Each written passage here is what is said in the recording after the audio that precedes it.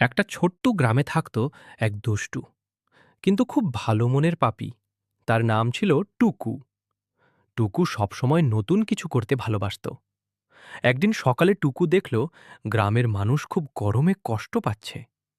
পাশেই ছিল একটা বড় নারিকেল গাছ, কিন্তু কেউ ডাব পারতে পারছিল না, কারণ গাছটা ছিল অনেক উঁচু। টুকু ভাবল, আমি যদি ডাব এনে সবাইকে খাওয়াতে পারি।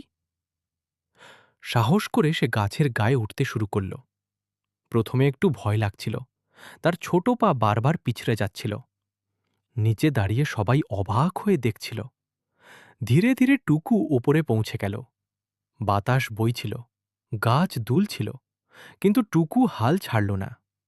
অবশেষে সে একটা সবুজ ডাব ঠেলে নিচে ফেলল। টপ করে ডাব মাটিতে পড়ল। গ্রামের মানুষ খুশিতে চিৎকার করে উঠল, ওয়াও, আমাদের হিরো পাপি!